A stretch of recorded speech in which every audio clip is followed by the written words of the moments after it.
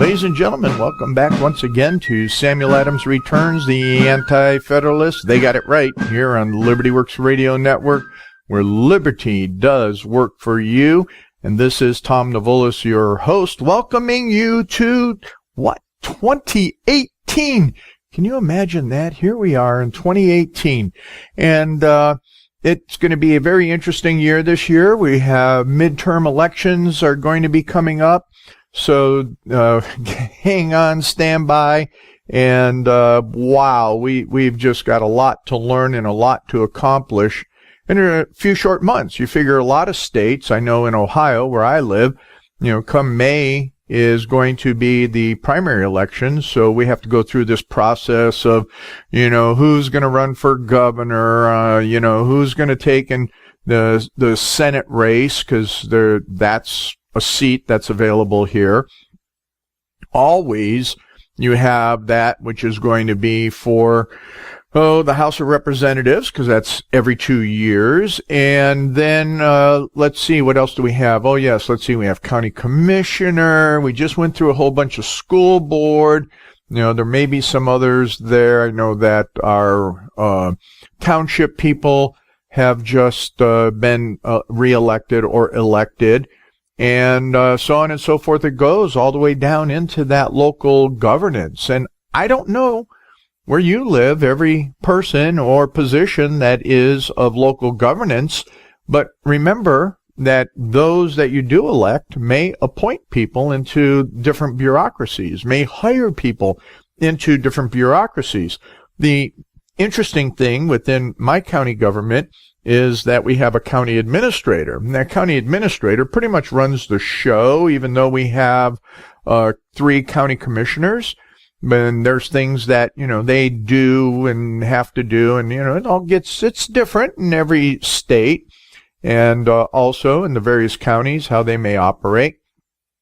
So, this year is going to be a very interesting year. 2018, can you imagine that?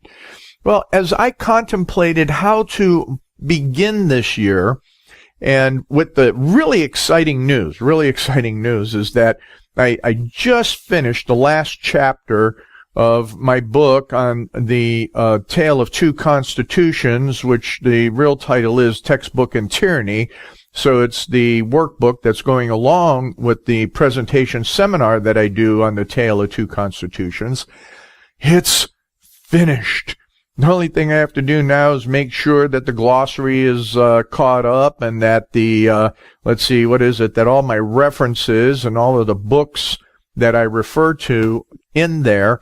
So I got to tell you, this thing is like right now, without finishing all of the references and glossary and that, we're right around 556 pages. So what I do in a 4-hour seminar is taking years of research and study and putting that into that textual form for you, ladies and gentlemen, so that not only do you have the opportunity to have me come and present the seminar, but also that you actually have all of that detailed workbook that many of you have asked for, in where I presented in all over the state of Arizona, Washington, Oregon, Utah, and some other states across the nation, asked for the workbook to go along with the seminar. Whew, I'm telling you, it's been an effort, but it's there, and we're getting closer to finishing up the last little tittles and dots and all those other types of things that you have to do in the editing side of it. So hopefully, by the end of the quarter, that'll be available. That's what I'm hoping for. So anyway, if you're interested, go ahead and contact me at Tom@SamuelAdamsReturns, and, maybe you'd be interested in pre-buying, what that book is all about. You can go on, the Samuel Adams channel on YouTube, and I think I have a link to it, which the Northwest Grassroots Group put up a presentation that I did for them in Washington State.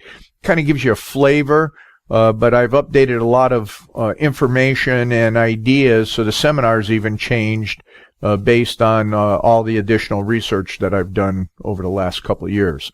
So with that, and with this whole idea of what are we? What are we in governing? Who are we?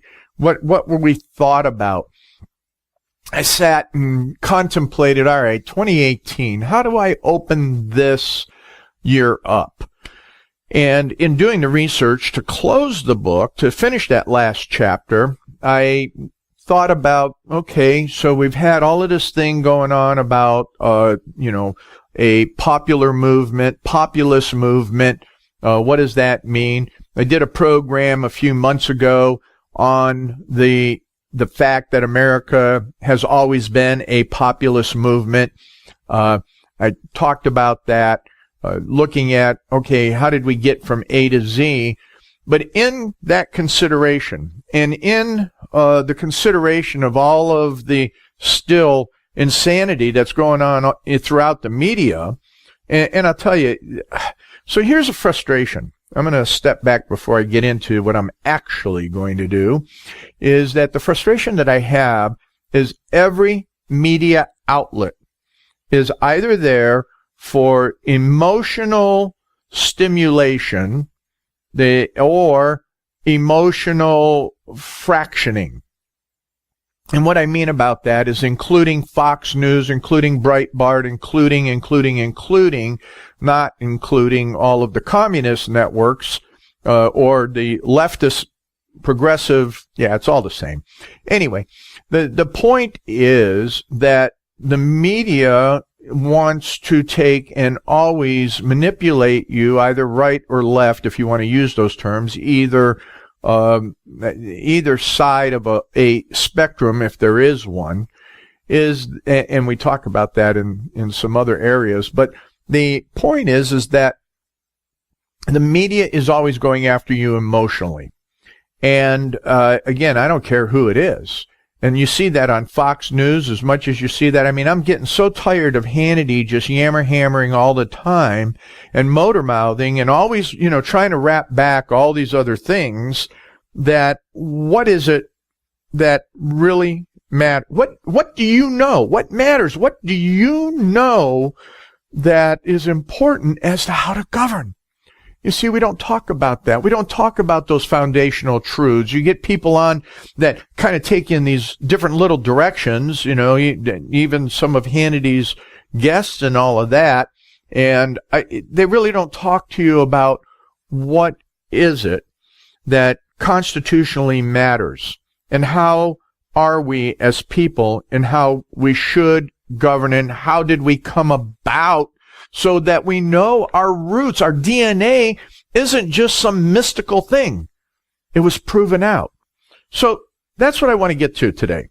I want to get to not just the emotional stuff that you get enough of. So, this is not a program about emotion. This is a program about how to get to our roots and understand what it means to self-govern. What does it mean to have that truth and bring it to you in a way that is meaningful. And that's why I always talk about the reflections in the mirror history. So without continuing to try and build up to that, where we're going to go, ladies and gentlemen, and I'm going to take you, and I'm going to read it to you, because I think that this is so profound that it's critical that I read this to you. And if we have time at the end, then I'll give you some kind of commentary about it. But this is Edmund Burke. His speech of conciliation with the colonies. This was at 22nd of March in 1775. So we're already, into the war, especially with New England and what was happening in Boston and Massachusetts and all of that. We're into the war even deeper after the Declaration of Independence in 74. So here it is. Now England is trying to figure out, okay, what do we do? So, ladies and gentlemen, let me begin with Edmund Burke's speech on the floor of the House of Lords in 1775. In this character of the Americans, a love of freedom is the predominating feature which marks and distinguishes the whole, and as an ardent is always a jealous affection.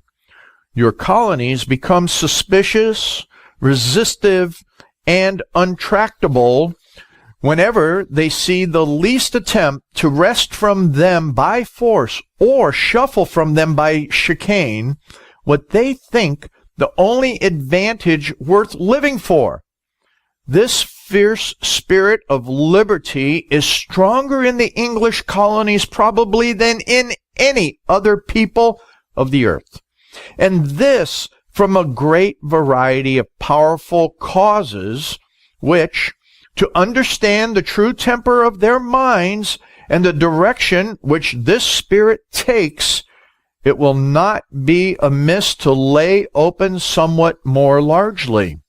First, the people of the colonies are descendants of Englishmen.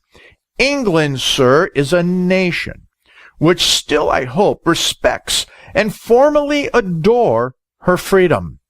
The colonists emigrated from you when this part of your character was most predominant, and they took this bias and direction the moment they parted from your hands. They are therefore not only devoted to liberty, but to liberty according to English ideas and on English principles. Abstract liberty, like other mere abstractions, is not to be found.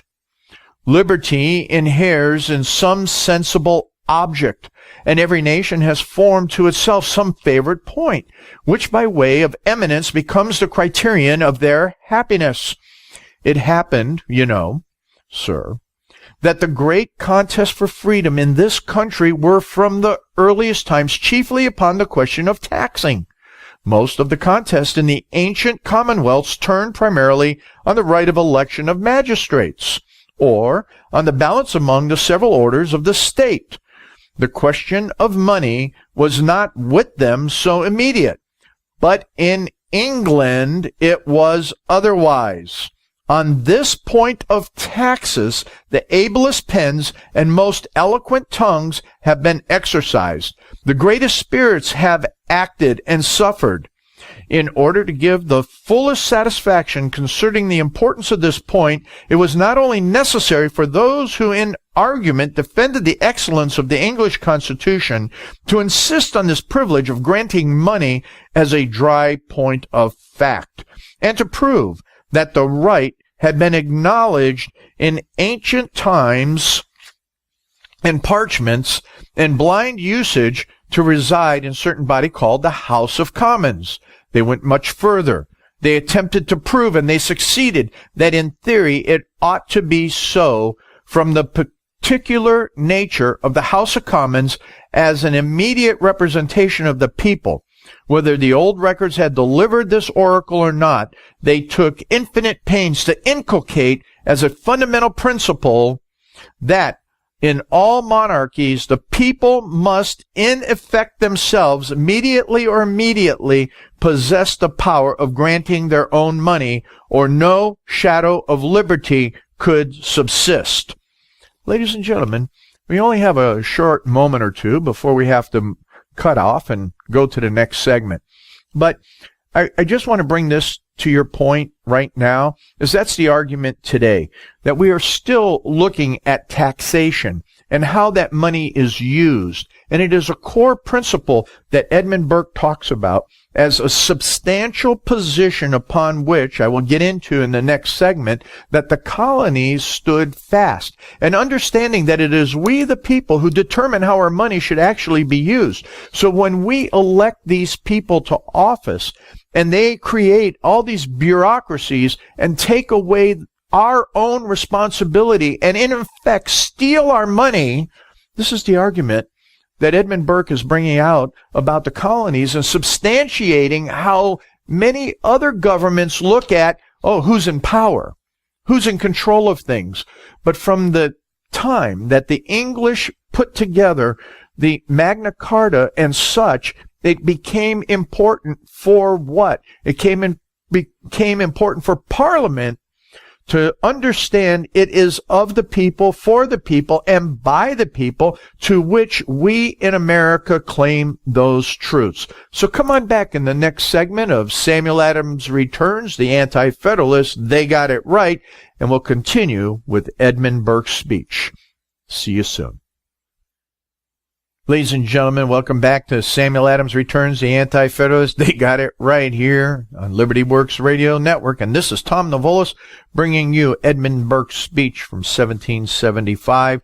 And he's been talking about taxation. I'll go back a sentence and say that they took infinite pains to inculcate as a fundamental principle that in all monarchies, the people must in effect themselves immediately or immediately possess the power of granting their own money, or no shadow of liberty could subsist.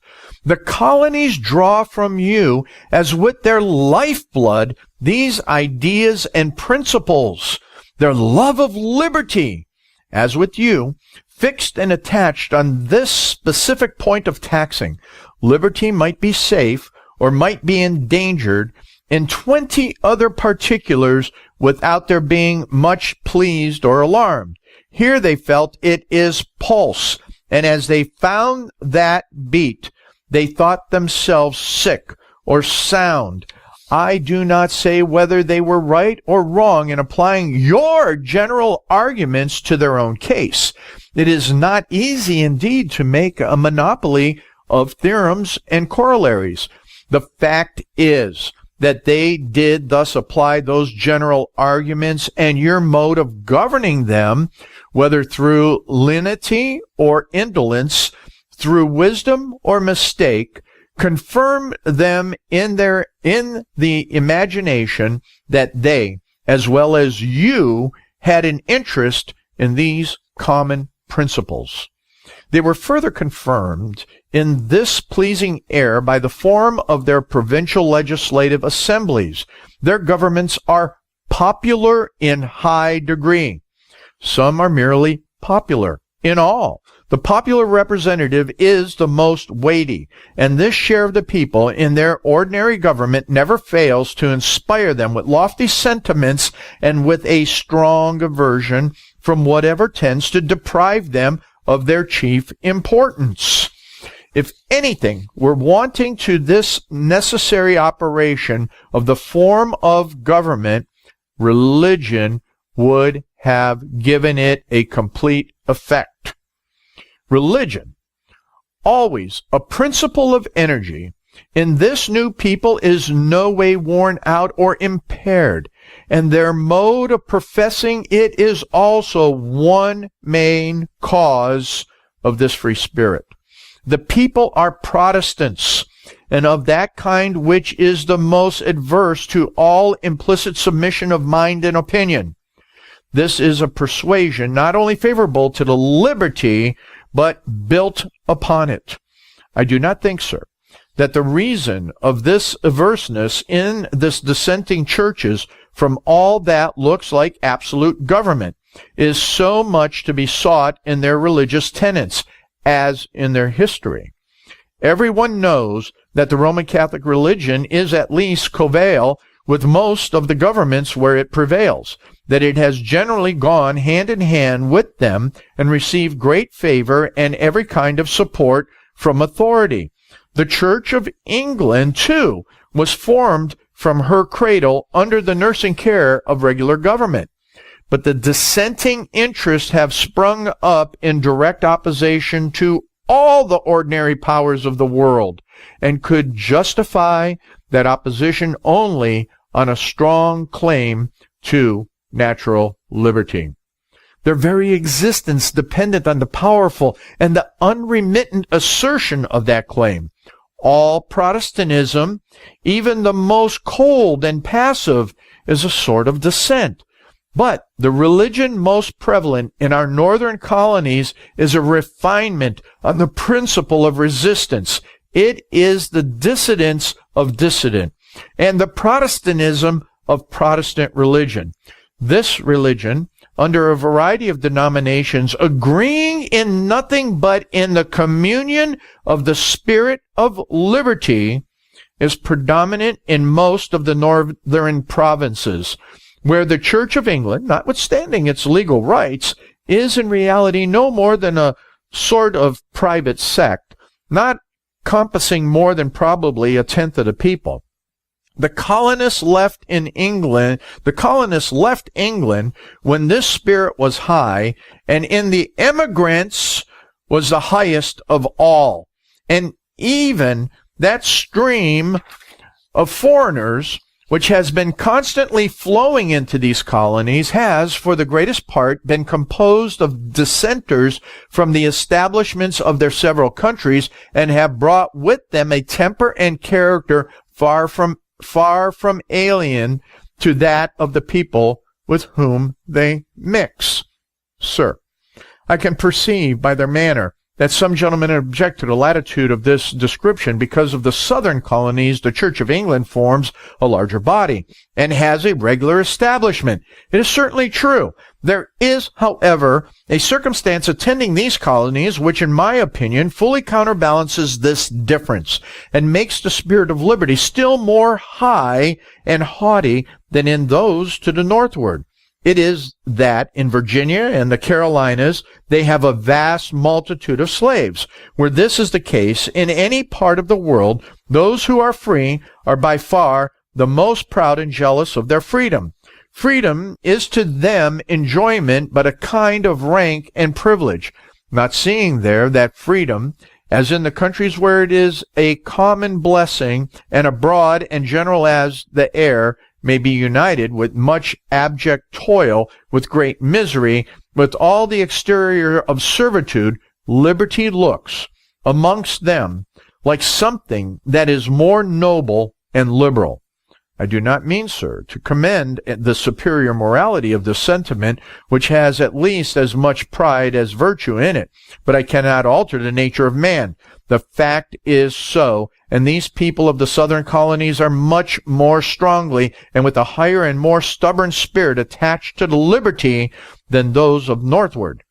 Such were all the ancient commonwealths, such were our Gothic ancestors, such in our days were the Poles, and such will be all masters of slaves who are not slaves themselves. In such people, the haughtiness of domination combines with the spirit of freedom, fortifies it, and renders it invincible.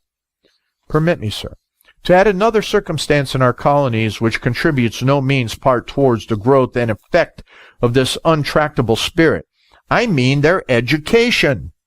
In no country perhaps in the world is the law so general a study.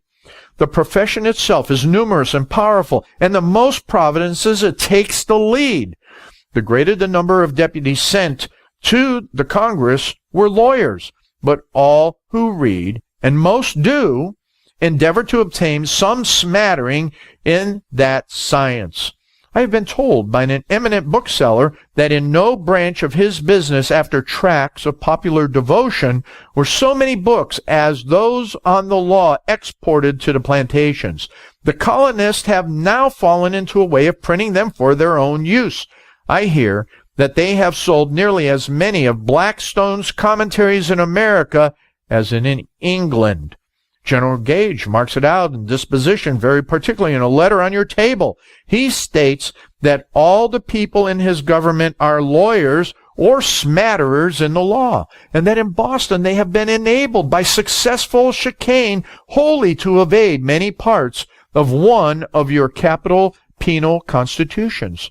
The smartness of debate will say that this knowledge ought to teach them more clearly the rights of legislature, their obligations to obedience, and the penalties of rebellion. All this is mighty well. But my honorable and learned friends on the floor, who condescend to mark what I say for an animadversion, will disdain that ground. He has heard, as well as I, that when the great honors and great emoluments do not win over this knowledge to the service of the state, it is a formidable adversary to government.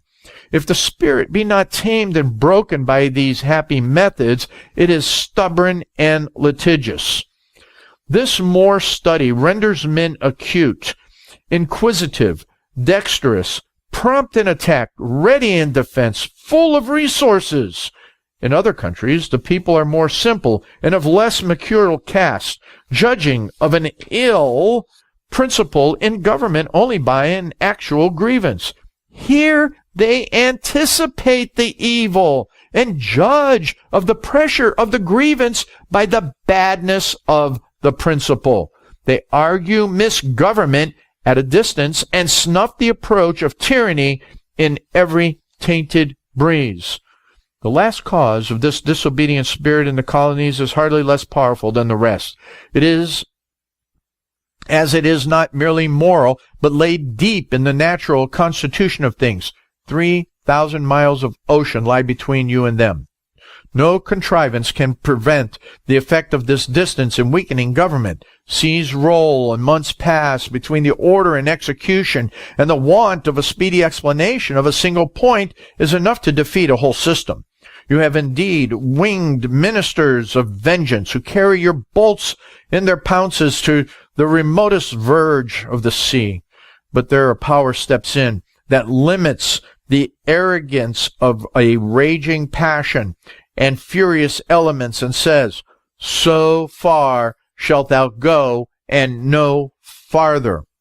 Who are you that should fret and rage and bite the chains of nature?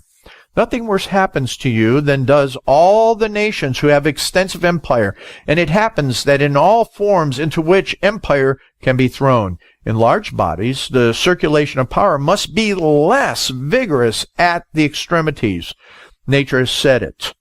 The Turk cannot govern Egypt and Arabia and Kurdistan as he governs Thrace, nor has he the same dominion in Crimea and Algiers which he has in Brusa and Smyrna.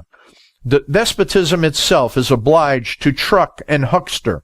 The Sultan gets such obedience as he can. He governs with a loose rein that he may govern it all, and the whole of the force and vigor of his authority in this center is derived from a prudent relaxation in all his borders. Spain, in her providence, is perhaps not so well obeyed as you are in yours. She complies too. She submits. She watches times. This is the immutable condition, the eternal law of extensive and detached empire. Then, sir, from these 6 capital sources of descent, of form of government, of religion in the northern province, of manners in the southern, of education, of the remoteness of situation from the first mover of government, from all these causes a fierce spirit of liberty has grown up. It has grown with the growth of the people in your colonies and increased with the increase of their wealth. A spirit that, unhappily meeting with an exercise of power in England, which, however lawful, is not reconcilable to any ideas of liberty, much less with theirs, has kindled this flame that is ready to consume us. Ladies and gentlemen, we're approaching the next break. And as we move to the last segment, you see, he identifies these 6 areas of descent being one, of a form of government being another, of religion in the north, of manners in the south, of education, of the remoteness of the situation, and from all of these, a fierce spirit of liberty has grown up. You see, ladies and gentlemen, that's really our heritage. And we have to look at that from the principled perspective and view that our founders did. And this is what we have to look back. What are we inculcated in? Remember, I talked to you about what that was Madison and Jefferson had taken and brought into the University of Virginia.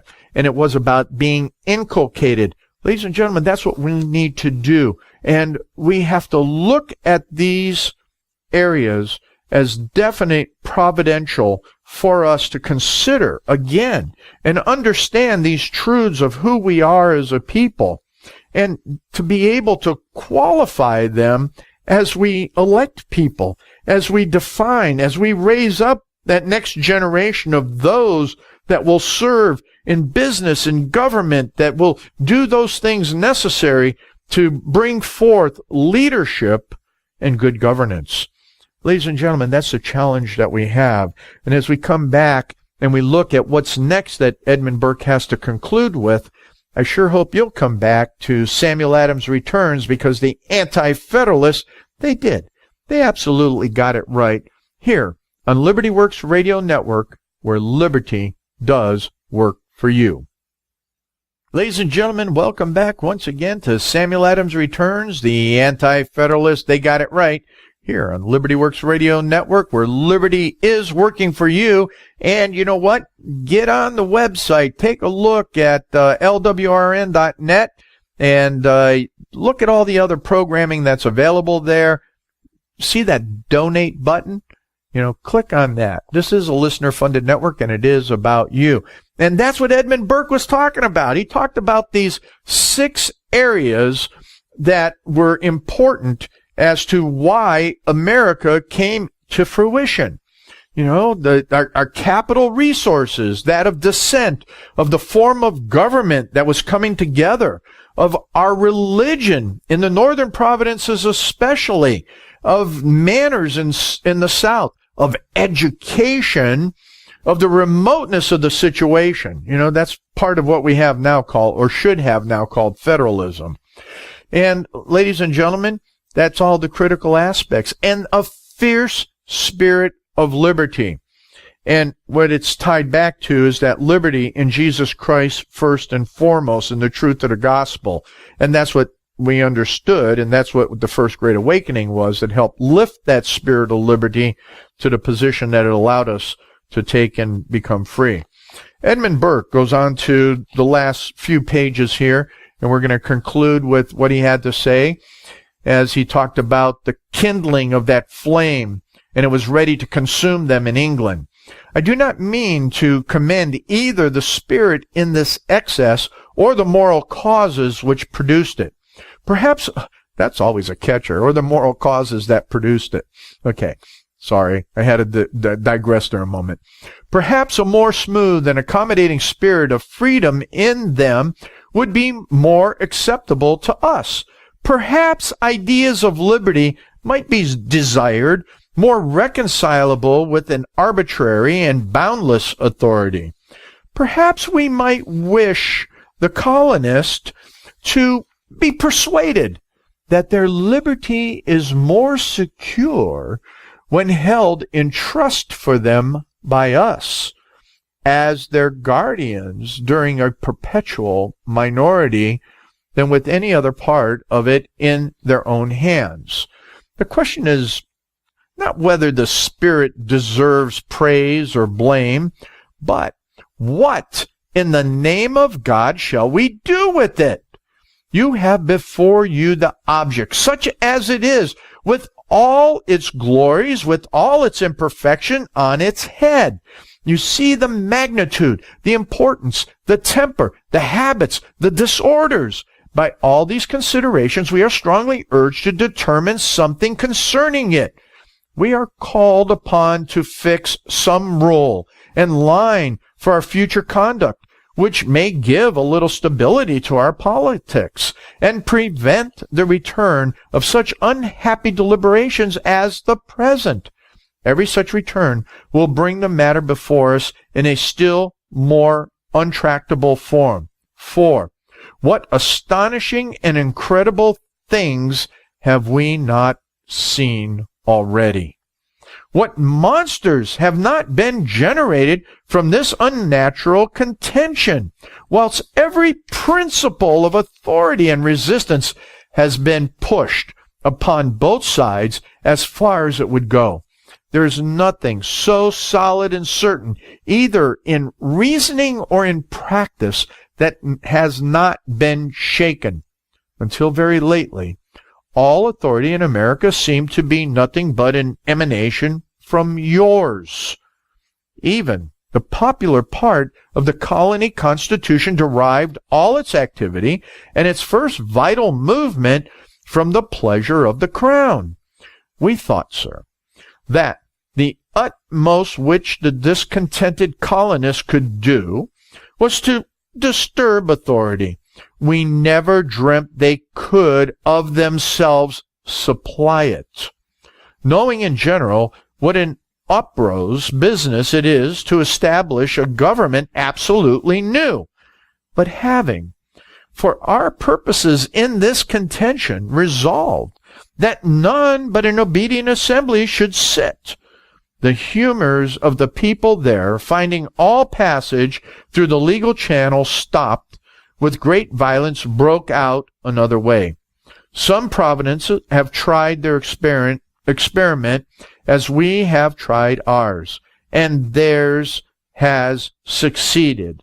They have formed a government sufficient for its purpose, without the bustle of a revolution, or the troublesome formality of an election. Evident necessity and tacit consent have done the business in an instant. So well they have done it, that Lord Dunmore, the account is among the fragments on your table, tells you that the new institution is infinitely better obeyed than the ancient government ever was in its most fortunate periods. Obedience is what makes government, and not the names by which it is called, not the name of the governor as formerly or committee as at present. This new government has originated directly from the people, and was not transmitted through any of the ordinary artificial media of a positive constitution. It was not a manufacture-ready form, and transmitted to them in a condition from England. The evil arising from hence is this, that the colonists, having once found the possibility of enjoying the advantages of order in the midst of a struggle for liberty, such struggles will not henceforth seem so terrible to the settled and sober part of mankind as they had appeared before the trial. Pursuing the same plan of punishing by the denial of exercises of government is to still great lengths, we wholly abrogate the ancient government of Massachusetts. We were confident that the first feeling, if not the very prospect of anarchy, would instantly enforce a complete submission. The experiment was tried. A new, strange, unexpected face of things appeared. Anarchy is found tolerable. A vast province has now subsisted in a considerable degree of health and vigor for near a 12-month, without governor, without public council, without judges, without executive magistrates. How long it will continue in this state, or what may arise out of this unheard-of situation, how can the wisest of us conjecture? Our late experience has taught us that many of those fundamental principles formerly believed infallible are either not of the importance they were imagined to be, or that we have not at all adverted to some other far more important and far more powerful principles, which entirely overrule those we had considered as omnipotent. I am much against any further experiments which tend to put the proof of any more of these allowed opinions which contribute so much to the public tranquility. In effect, we suffer as much at home by this loosening of all ties and this concussion of all established opinions, as we do abroad. For in order to prove that the Americans have no right to their liberties, we are every day endeavoring to subvert the maxims which preserve the whole spirit of our own. To prove that the Americans ought not to be free, we are obliged to depreciate the value of freedom itself, and we never seem to gain a paltry advantage over them in debate, without attacking some of those principles or deriding some of those feelings for which our ancestors have shed their blood. Ladies and gentlemen, what we see today is I can't imagine that something of this conversation isn't going on in the political parties. In the Democrat, or as I call them, the Democrat Party, because they have gone over to the left, the progressives, to the communists, to the socialists, to the globalists. In total, they're trying to figure out ways to subvert everything that is constitutionally sound by using the Constitution itself. In the Republican, or as I usually call it, the Republican, because they repudiate everything, the Republican Party, there's some folks that are in there, and I can imagine that there probably are some that call themselves and are constitutionally minded and conservatives fighting for a strong republic. But then there are those that are the moderates or the liberals within the Republicans, who I'm sure there's someone like Edmund Burke that is raising all these questions, is raising all these issues, is raising all of this of what is going on with this populist movement. I think you caught the gist of it. That from the very beginning, Edmund Burke raises the point, looking at the whole taxation issue, even within the context of England itself. It was never about power after people started looking at a parliamentary form of government. It was about the people and the fact that we have that ownership. We have those rights, those God-given rights. And they became more profound in America as we saw the settling, especially in the northern colonies. Granted, what he talked about with the evils of slavery in the southern produced a different idea that was more haughty, but yet at the same time held on to concepts of liberty. But really pushed it forward, which he does not talk about when he talks about the religion. He misses the point that Whitefield went up and down through all the colonies preaching the gospel in the orthodox fashion of the Reformation. That made the difference. That clearly made the difference. And within that context, and understanding that first and foremost, government is not of a state. Government is not a creature that is predominant upon us. What he brings out is that government is of you and I, we the people. And that those are key elements there. And the piece that we're missing, one of the pieces, we're missing several of the pieces right now, is one, first off being, is that the churches, as I continue to say, and in my book I really bring it out too, is that the churches have walked away from their cultural mandate in so many different ways, as it is included in the Great Commission. The second one is that we have allowed our educational system to be perverted, subverted, and deteriorate from every principled perspective that teaches that our rights are not given by the state. That's socialism, humanism, communism. Mankind cannot take and solve the problem. And that's pretty much what Burke was saying here, is government cannot solve the problem. That what happens is that we the people come together. But as he talks about in the northern colonies, we come together in common principle. Even the various denominations come together for the principle of liberty. We have to understand that source of liberty and the truths within those concepts of liberty. Then we have to teach it. We have to understand what it is to self-govern. We have to understand how governance works. We have to understand once again how our constitutional republic is supposed to work. You know, the way it's working, because of all the various aspects of things that have been just jammed into it by treaty, executive, international executive agreement, all of these other bureaucracies and all of that. That's not it. We know that in our DNA. We know that in the whole inside gut aspect.